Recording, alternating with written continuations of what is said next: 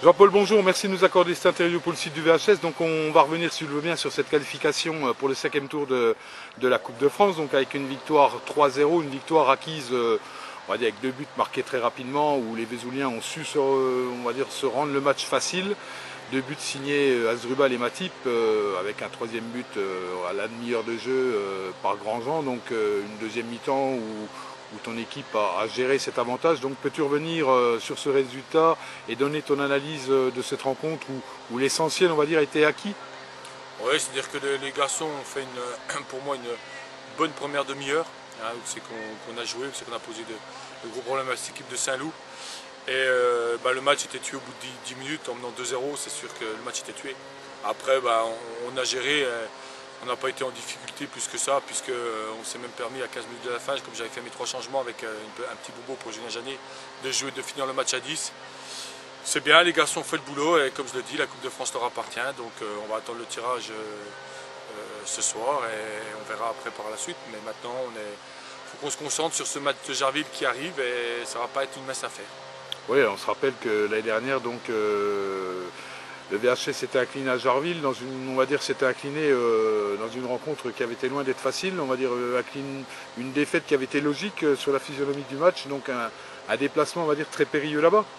Oui, c'est toujours un déplacement périlleux à Jarville, c'est jamais évident d'aller gagner là-bas. Maintenant, nous, si on veut ambitionner, on se doit d'aller prendre des points là-bas. Maintenant, on se rappelle que l'année dernière, on a pris une bonne claque là-bas parce qu'on a perdu le match 2-1, mais c'était tout à fait logique. On avait été en tourisme et quand on se déplace en touriste, obligatoirement, on a la déconvenue qui va avec derrière. Donc à nous de faire attention, de prendre cette équipe de Jarville très au sérieux. Surtout que j'attends encore beaucoup plus de mes joueurs sur le jeu. On ne joue pas assez à mon goût. Donc même si ça a été mieux en Coupe de France, mais contre un adversaire qui était quand même de moindre qualité.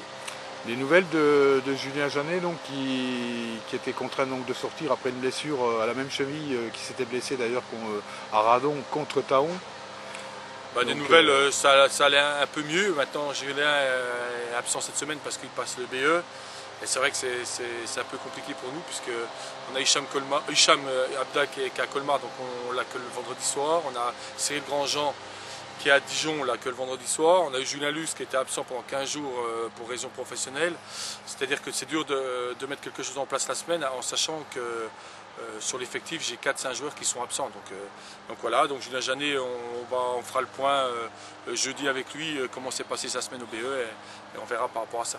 Et puis pour revenir sur les résultats du week-end, on va dire des Vesouliens au niveau des U19 nationaux qui restent toujours invaincus en déplacement, qui ont obtenu un beau 1 partout à Nancy, reste maintenant à confirmer à domicile, mais bon, tout prouve quand même qu'ils sont sur la bonne voie.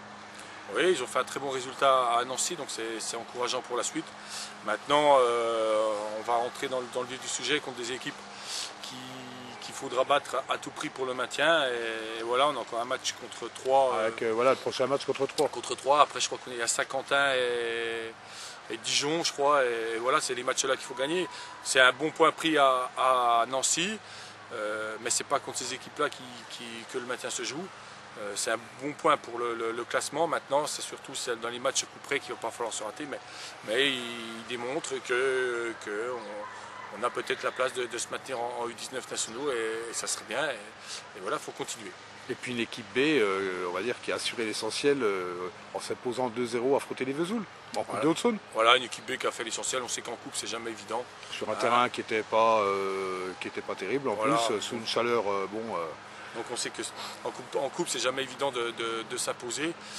L'équipe en face joue le match de sa saison et nous un peu plus en dilettante. Et voilà.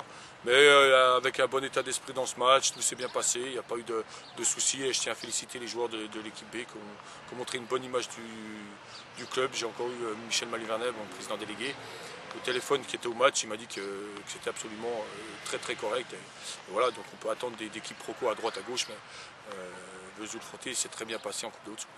Eh bien écoute, Jean-Paul, reste à te remercier, à te souhaiter une bonne préparation pour ce déplacement à Jarville, donc un match qui sera à suivre en direct sur le site à partir de 17h30, match qui débutera à 18h, et puis à très bientôt.